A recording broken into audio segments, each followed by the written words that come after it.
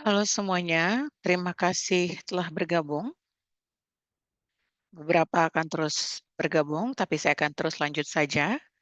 Untuk masuk ke dalam diskusi, terakhir kali 3 minggu lalu kita berdiskusi bersama dengan VCA Partner mengenai peran suara lokal di UNFCCC, CCC, dan sekarang kita kembali dengan presentasi dari draft makalah berdasarkan input ada dan tentu kami juga ingin mendapatkan umpan balik, nanti juga ada waktu untuk berdiskusi di ruangan breakout untuk membahas topik-topik kunci untuk COP 29. Dan saya akan memberikan informasi mengenai peraturan kita, dan setelah itu nanti saya akan serahkan kepada pembicara. Jadi di sesi hari ini ada penerjemahan, ada perterjemahan dalam bahasa Prancis, Inggris, Portugis, Spanyol, dan bahasa Indonesia. Pastikan Anda berada di channel yang tepat. Dan kepada para pembicara, diharapkan untuk berbicara dengan perlahan agar bisa diikuti oleh interpreter. Nanti saya akan berikan instruksinya dalam kotak chat.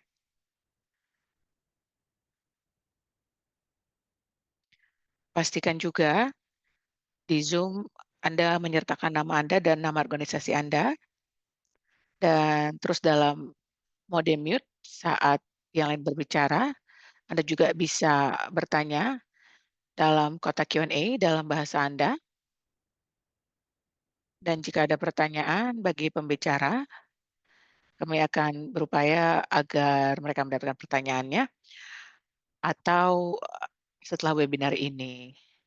Kami berharap diskusi kita bersifat interaktif, jadi angkat tangan jika Anda ingin menyampaikan pesan, dan tersedia interpretasi untuk event ini. Jika ada masalah teknis, silahkan kirim email ke rekan kami Karen@sasot.org dan kami akan membantu Anda. Jadi hari ini akan ada diskusi interaktif, kemudian akan mempresentasikan draft makalah posisi yang akan dipresentasikan di COP29. Terus kita akan bahas mengenai isu kunci, peran dari suara lokal dalam topik itu termasuk pendanaan iklim, kesetaraan gender, dan pemberdayaan iklim. Ini adalah 3 area negosiasi yang menurut kami membutuhkan suara lokal. Jadi sampaikan kepada kami poin-poin pentingnya apa dan bagaimana melakukannya.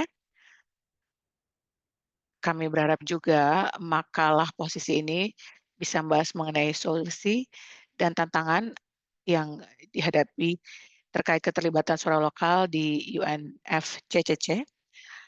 Dan dari feedback Anda, kami berharap bisa mendapatkan isu-isu yang tepat atau mungkin ada yang perlu diedit atau kami perbaiki berdasarkan umpan balik Anda. Itu saja perkenalannya. Berikutnya Anda akan dengar dari Danai yang akan membahas gambaran dari draft makalah. Nanti akan ada waktu untuk Q&A dan juga masukkan pendapat Anda dalam papan Miro yang linknya akan saya bagikan di kotak chat. Setelah itu nanti akan ada kelompok kerja yang mana Anda bisa memilih Anda ingin bergabung pada kelompok apa. Penerjemahan hanya akan tersedia untuk ruangan pleno, yaitu yang membahas topik gender. Sementara di kelompok lain itu mungkin dalam bahasa Inggris dan Spanyol, dan setelah itu akan ada penutupan dan membahas langkah berikutnya. Oke, silakan Dene.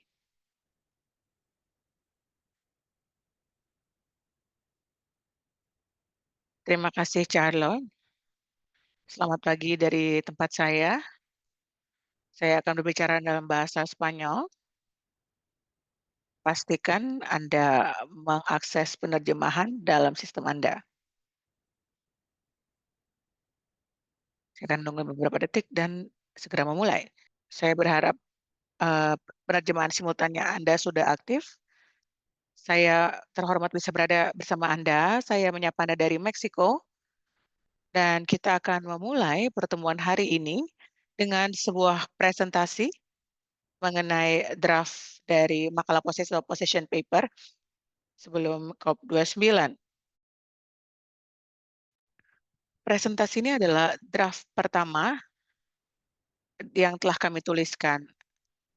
Nanti di kelompok breakout akan lebih banyak lagi informasi yang dibagikan supaya didapatkan input untuk bisa dimuat di dokumen akhir atau di final document. Dan kemudian mungkin Anda bisa membahas mengenai peran yang bisa dimainkan oleh position paper ini di draft pertama. Kenapa ini penting? Karena ini kan kita sedang akan dekat dengan COP29 dan ini memuat ide-ide kita dan akan memperkuat jejaring yang sedang kita bangun berdasarkan pengalaman dari masyarakat dari minoritas dan juga masyarakat sipil secara keseluruhan sebelum COP29. Penting untuk memiliki position paper ini atau makalah posisi karena sekarang sebagai masyarakat sipil kita adalah aktor, kita bisa menghasilkan perubahan. Dan makalah posisi ini akan menggemakan suara kita, aksi kita ini akan memotivasi dan menginspirasi orang-orang sehingga orang dapat mengetahui mereka diwakili, mereka suaranya didengar, dan mereka merupakan bagian dari proses pengambilan keputusan melalui dokumen ini, melalui makalah posisi ini. Dan dokumen ini juga dipersiapkan oleh para pemangku kepentingan, oleh aktor lain, dan semua orang yang menjadi bagian dari konstituen seperti yang Anda pelajari dalam konteks ini, penting untuk bisa menggunakannya di dalam kerangka COP saat program PCA kita telah mengelaborasi draft dan setiap dari organisasi dan program akan memiliki draft dan juga makalah posisi di akhir proses.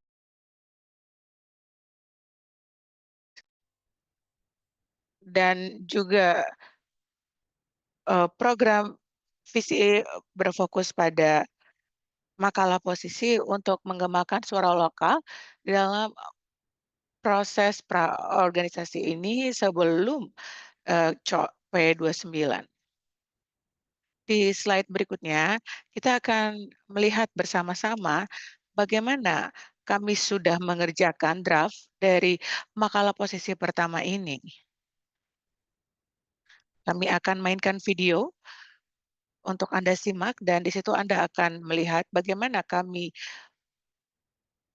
memanfaatkan aplikasi Miro. Nanti akan ada serangkaian stiker yang Anda bisa manfaatkan. Anda bisa tuliskan keterangan Anda mengenai first draft atau draft pertama dari makalah sesi ini.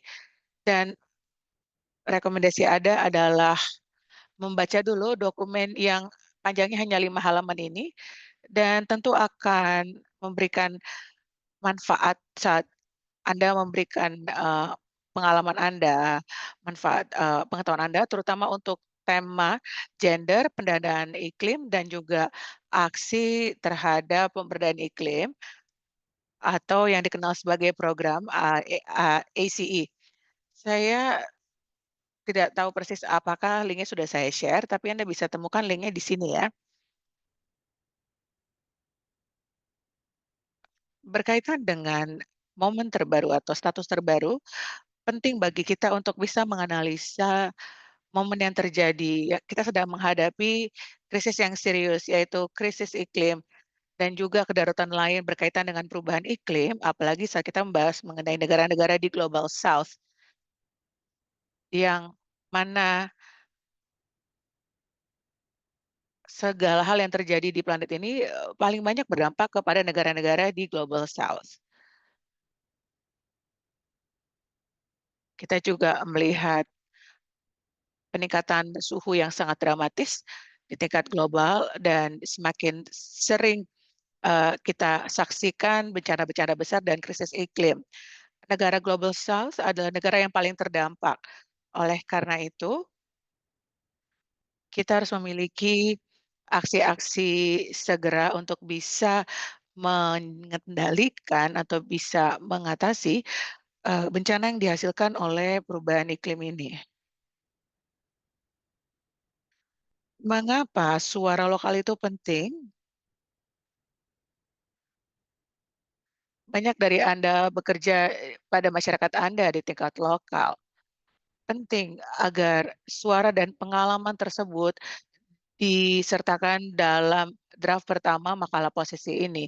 Karena masyarakat Global South adalah sekali lagi masyarakat yang paling terdampak. Karena itu, suara Anda sangat penting sehingga kami bisa menemukan solusi yang efektif. Agar ini terjadi, kita harus melihatnya dari perspektif, dengan pendekatan bottom up. Dan dengan pendekatan horizontal ini, penting bagi saya untuk menyampaikan bahwa keterwakilan dalam pengambilan keputusan di tingkat lokal itu juga sangat rendah. Karena itu kami mencoba untuk mengubah hal ini. Kebutuhan Anda, area Anda harus diwakilkan di meja perundingan saat keputusan dibuat. Jadi kami sangat bergantung pada kesaksian Anda, cerita Anda. Banyak dari Anda, mengatakan bahwa realita Anda tidak tercermin dalam dokumen itu.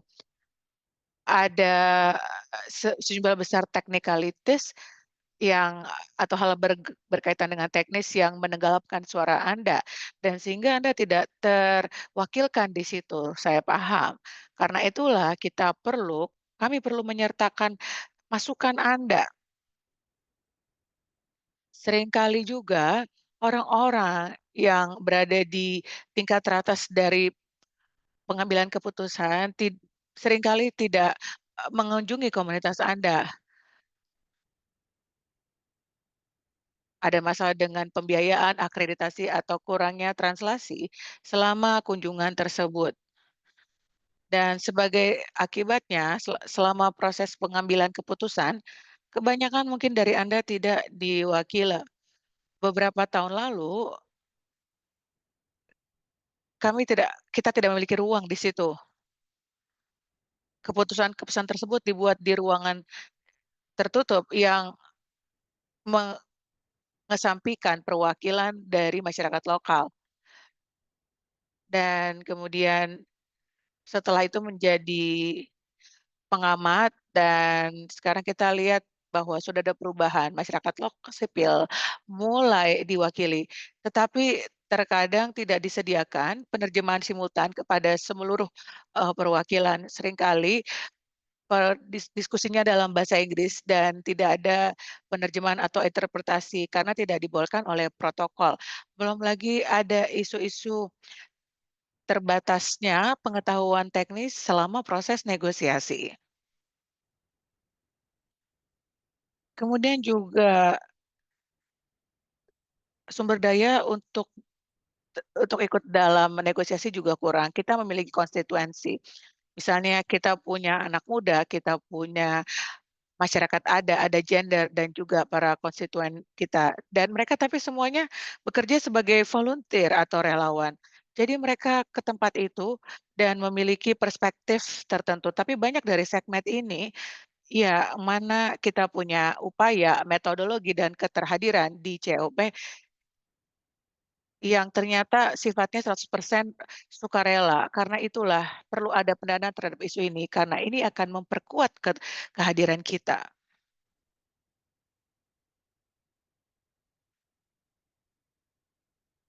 Saya akan bahas mengenai apa itu yang dibutuhkan.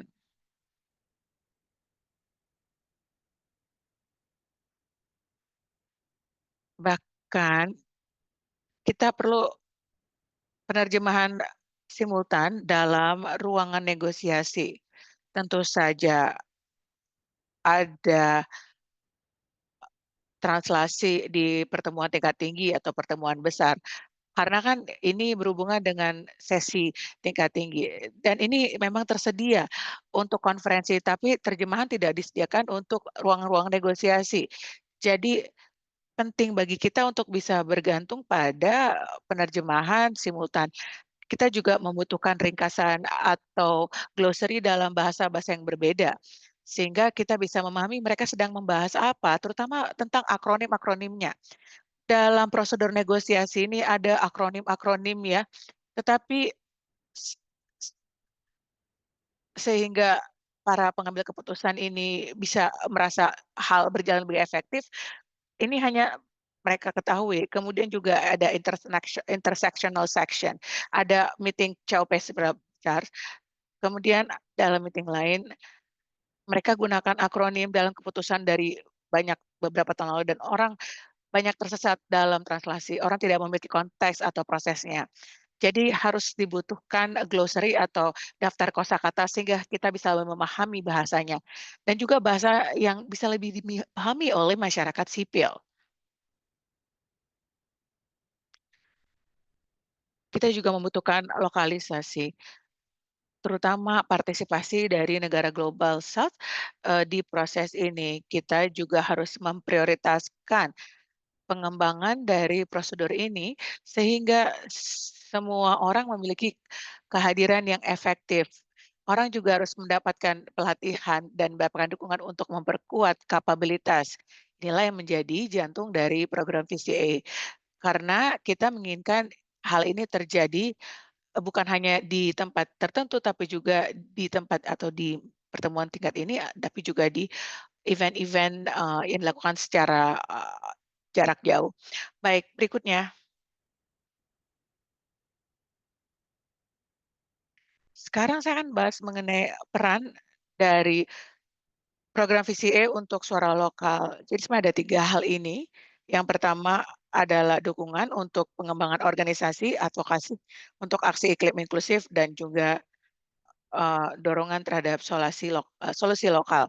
Kita juga ingin mengembangkan advokasi untuk prakarsa ini, dan kita ingin mengembangkan solusi yang berfokus pada tingkat lokal, sehingga ini memiliki dampak, global. Slide ini kami buat sehingga Anda punya perspektif yang lebih luas mengenai bagaimana nanti, position paper itu akhirnya.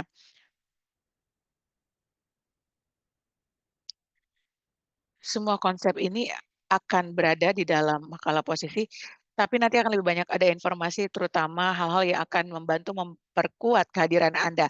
Kami juga ingin Anda mengekspresikan perasaan dan gagasan Anda dalam COP29 dan juga dalam position paper menunjukkan bahwa kita punya realitas lain dan kita harus pertimbangkan ini untuk tahun-tahun berikutnya.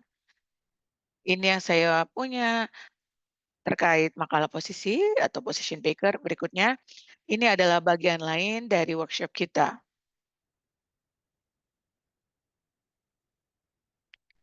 Terima kasih Dane, terima kasih tadi telah membahas mengenai apa saja yang dimuat dalam makalah posisi dan peran dari makalah posisi. Masih ada beberapa menit yang tersisa, apakah ada pertanyaan? Jika tidak ada pertanyaan, saya ingin mengajak Anda untuk memindai dokumen pada papan Miro dan juga memberikan input di sticky note.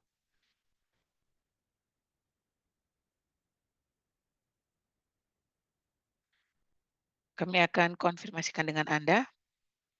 Penting sekali lagi bahwa Anda memberikan feedback Anda sebelum, paper ini kami finalisasi dan kami bagikan. Berikutnya akan ada diskusi dari setiap kelompok yang membahas mengenai pendanaan iklim, aksi untuk pemberdayaan iklim, dan juga gender.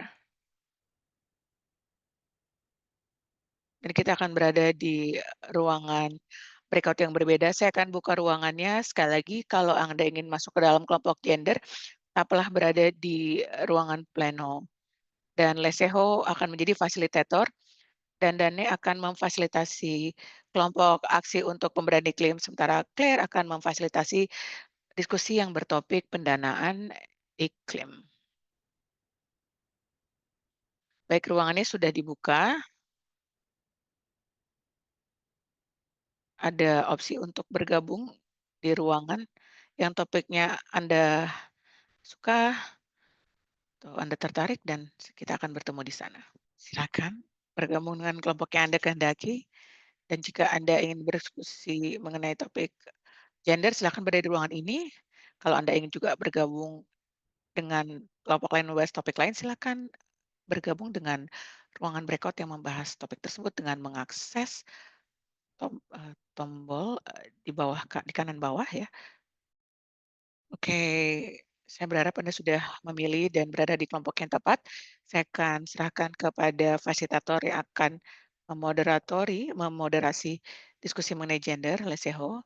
Terima kasih Charlotte, selamat datang di kelompok tematik gender. Di kelompok ini kita akan berfokus pada tema gender sehubungan dengan COP UNF CCC. Kita akan memulai dengan pertanyaan pertama. Silahkan direnungkan dan diskusikan.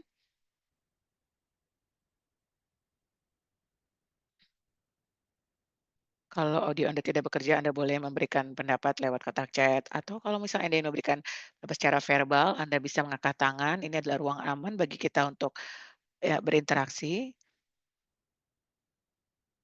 Jadi pertanyaan pertama ini adalah mengapa gender adalah topik penting untuk COP29 atau COP29?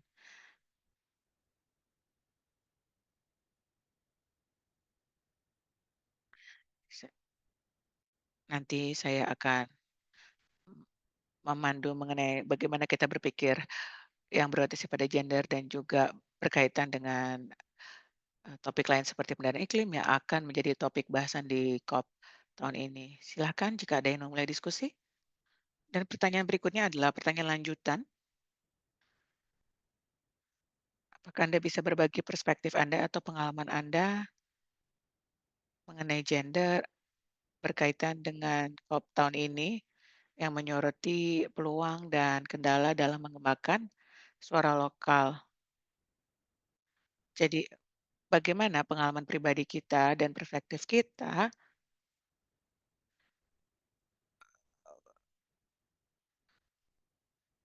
menyoroti atau merupakan kendala terkait dilibatkannya suara lokal di COP tahun ini.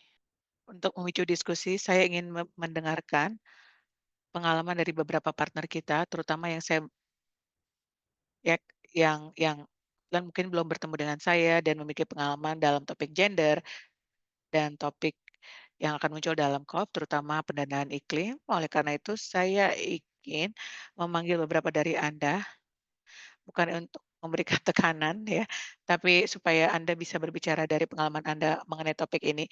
Kalau tidak ada pengalaman tentang gender atau topik lain yang dibahas dalam gender, termasuk dalam penanganan iklim, Anda mungkin bisa membahas mengenai pengalaman pribadi saja.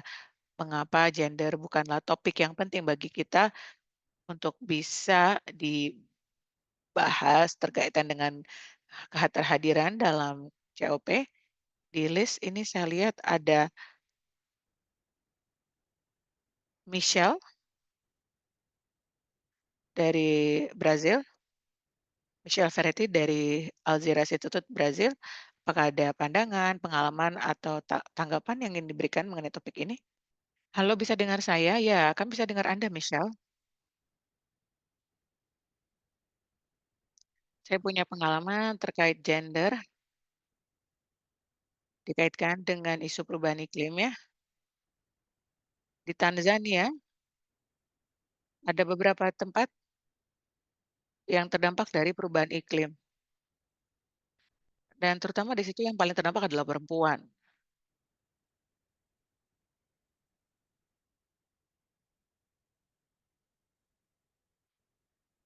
Jadi ada perempuan yang suaminya tinggalkan dia dengan anaknya saat banjir, yang mana berkaitan dengan dampak dari perubahan iklim. Jadi ada isu gender ini yang harus di-address, di mana harus terjadi kesetaraan meskipun perempuan menderita. Termasuk jangan perempuan saja, termasuk harus suaminya juga dong ya, kalau tidak ya tidak ada keadilan di situ.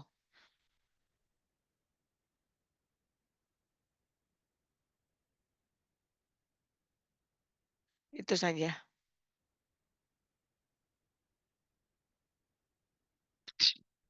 Baik, oke, Trisha, gimana saya mengeja nama Anda? Terserah, Teresa, Teresia, atau ya tidak masalah, terima kasih. Terima kasih, Teresia, atas pandangannya.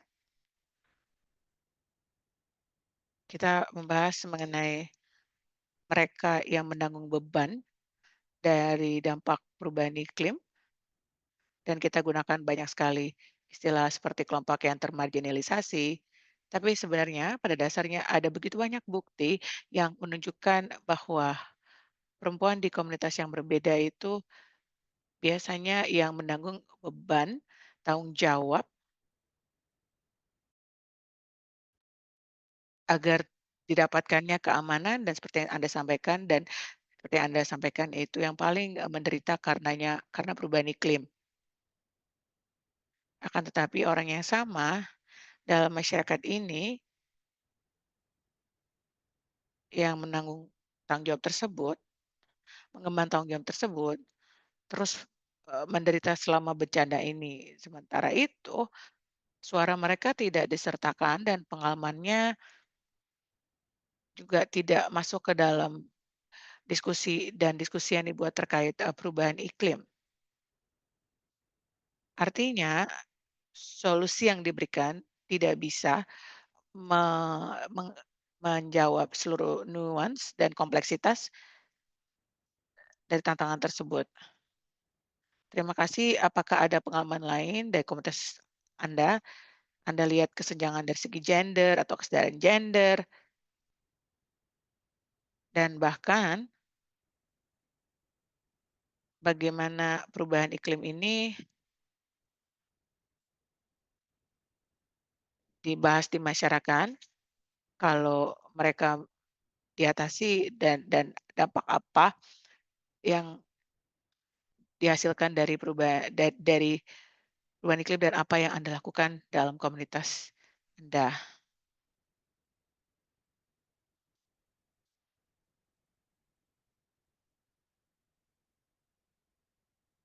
Ya, saya ingin berbagi pengalaman saya dari menghadiri COP dan proses negosiasinya. Mungkin ada 2 isu yang sering muncul dari gender, yaitu tidak banyak perempuan atau kebanyakan dari para peserta negosiasi adalah para laki-laki atau pria. Jadi kepala delegasi atau kepala negara juga ya banyak laki-laki ya, dan terutama ini berdampak juga pada cara negosiasinya, cara penetapan prioritas dan cara pelibatannya.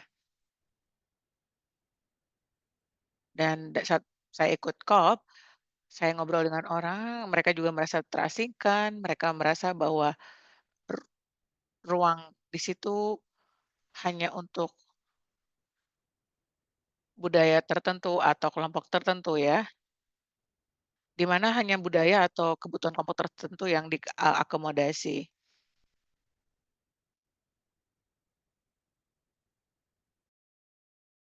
Dan seringkali saya merasakan bahwa gender sebagai topik negosiasi tidak diberikan suatu prioritas.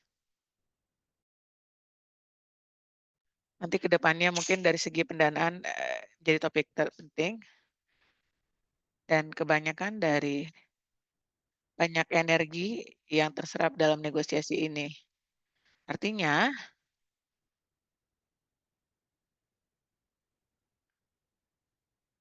orang yang berdebat atau ikut dalam negosiasi soal gender semakin sedikit.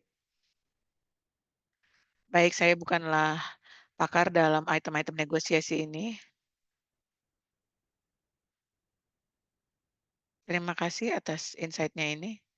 Menurut saya penting ya untuk bisa memimpin bagaimana ruang COP ini berlangsung. Dan terkadang kita merasa hanya beberapa kelompok yang diakomodasi ya, dan dan budaya atau kelompok ini yang biasanya suaranya didengar, dan kemudian ruang suara ini yang kemudian mendapatkan prioritas, artinya budaya yang diprioritasi dan kemudian menjadi suatu norma umum apalagi berkaitan dengan isu iklim yang ini sangat berkaitan dengan banyak hal. Artinya setiap solusi yang keluar dari ruangan tersebut hanya akan melayani suara atau budaya yang mendominasi ruang tersebut. Dalam pengalaman saya, berdasarkan opini saya,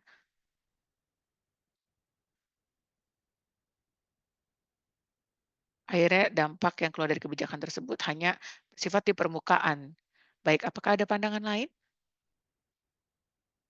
Pengalaman yang ingin dibagikan begitu? Ada lagi yang tangannya terangkat ini? Apakah ada yang bisa mendengar saya? Saya belum pernah ikut COP sebelumnya,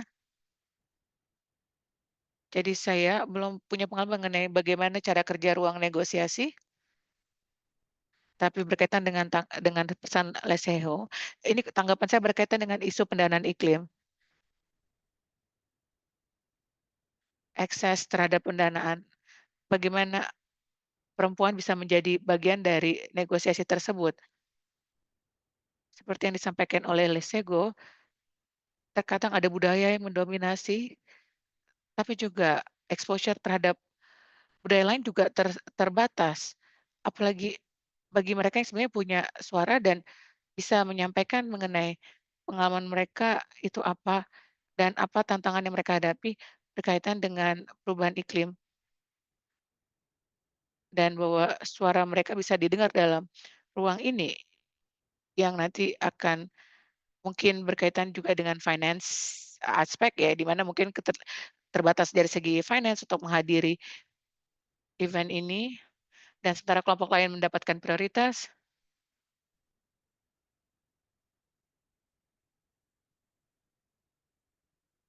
Terima kasih Karen, berkaitan dengan pendanaan iklim, mengakses dana untuk bisa menghadiri COP atau bahkan mengakses dana lewat beragam mekanisme pendanaan iklim, bahkan dalam konteks mereka, apa mekanisme pendanaan keuangan yang tersedia, terminologi ini semua maksudnya apa bagi masyarakat, bagi mereka yang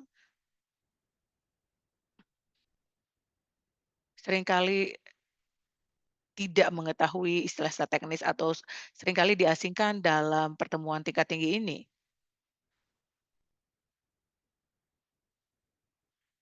Dan mereka tidak punya sumber daya untuk bisa mengakses yang tersedia, ini bisa menjadi suatu kendala juga atau keterbatasan yang ada. Terima kasih Leseho,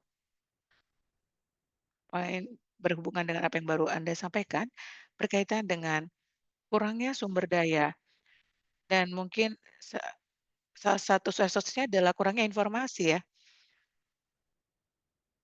Jenis informasi seperti apa sih yang disosialisasikan ke kelompok masyarakat ini? Apakah perempuan mendapatkan informasi? Apakah mereka memiliki akses terhadap resources untuk mekanisme pendanaan iklim dan lain-lain? Jadi sekali lagi ini berhubungan dengan pengetahuan. Apakah pengetahuan dibagikan di seluruh kelompok minoritas sehingga mereka memiliki ruang untuk bisa berpartisipasi di dalam negosiasi ini?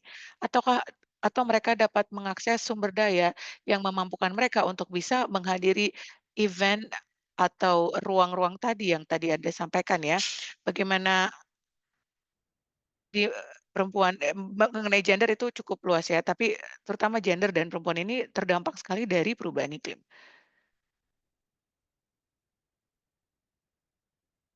Terima kasih Karen.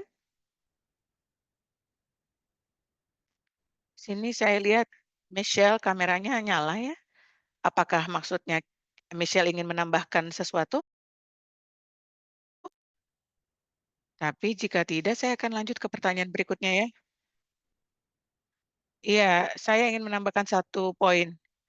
Michelle, maaf saya tidak bisa dengar Michelle. Apakah bisa dengar saya? Halo? Bagaimana dengan sekarang, bisa dengar saya?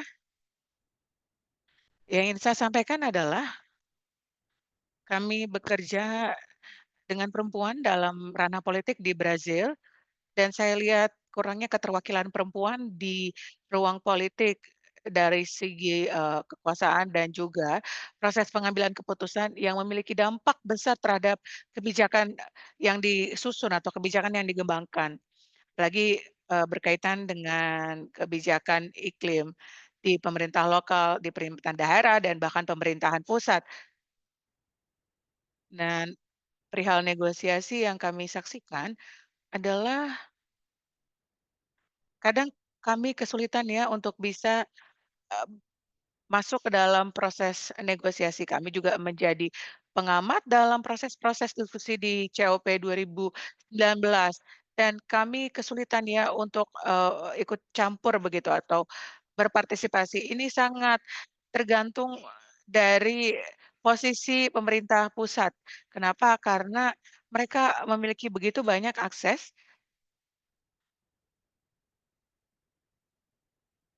terhadap informasi yang kami tidak bisa akses.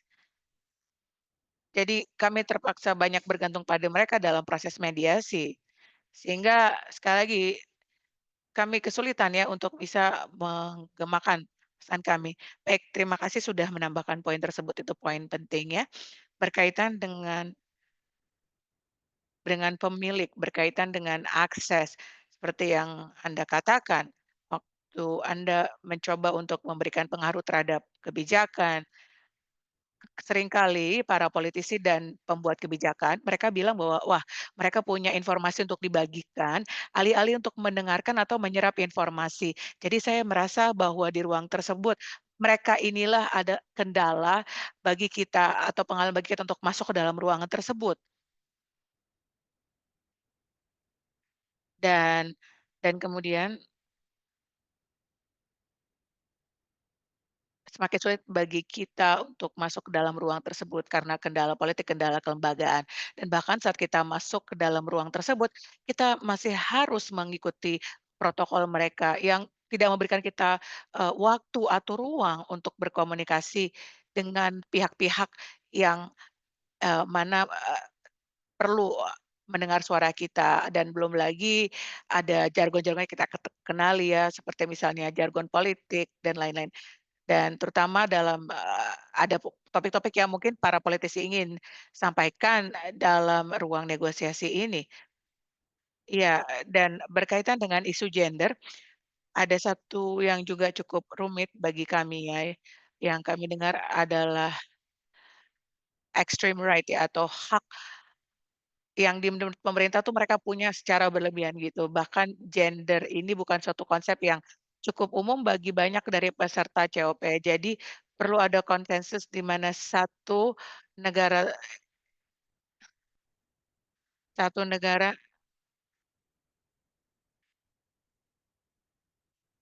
bisa menyuarakan agenda mereka sehingga butur sulit bagi agenda atau perwakilan gender untuk menyuarakan, kepentingan atau suara mereka di dalam, konferensi ini.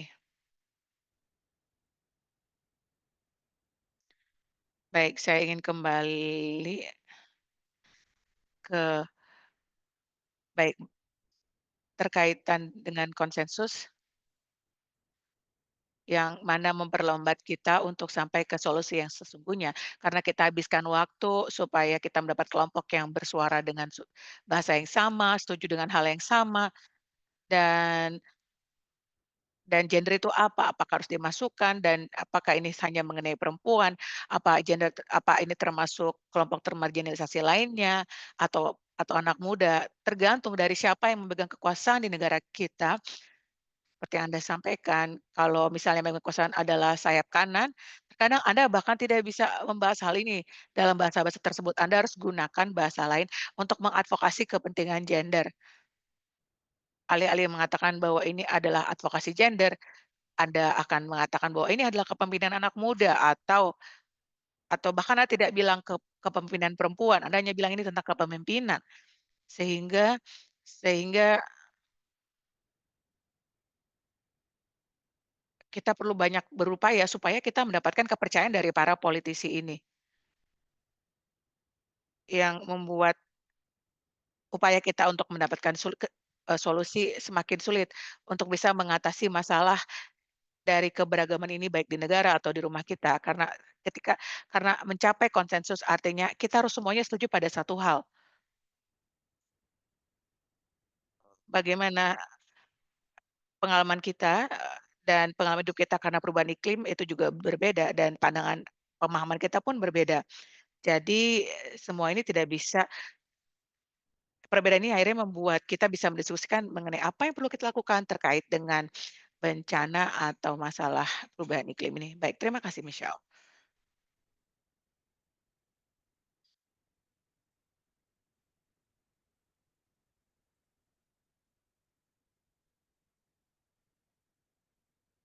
Apakah ada lagi pandangan dan pengalaman yang dibagikan?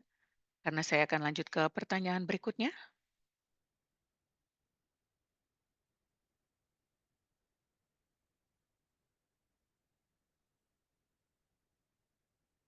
Pertanyaan terakhir untuk kita bahas di ruangan breakout adalah bagaimana kita di negara Global South secara bersama-sama mengadvokasi dan menjamin keberhasilan implementasi dari program 5 Work untuk rencana aksi gender. Ini 1 menit yang tersisa untuk sesi diskusi ini. Saya ingin kembali mengecek apakah semua memahami program 5 Work kaitan dengan gender dan juga rencana aksi gender. Karena saya bisa bahas ini lebih dalam secara singkat,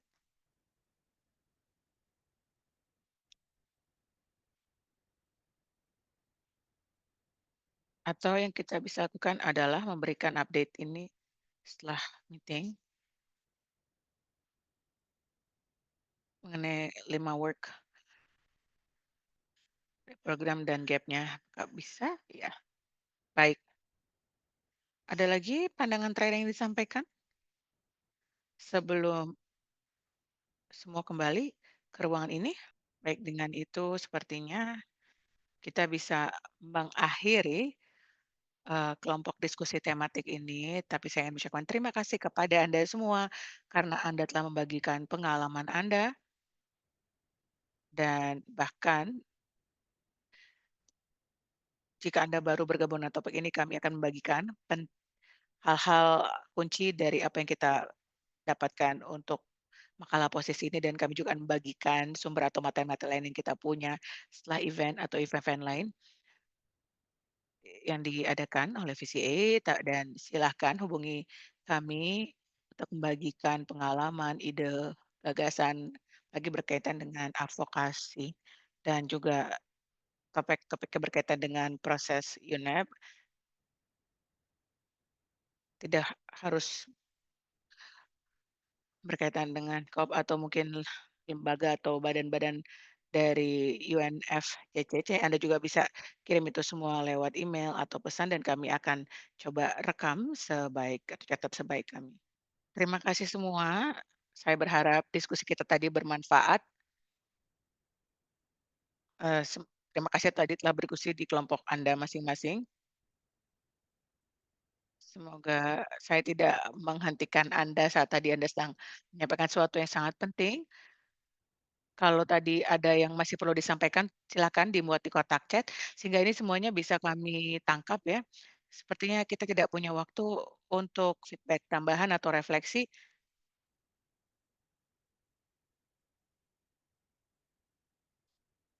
Sebelum kita lanjut, apakah ada lagi yang ingin disampaikan oleh 3 moderator?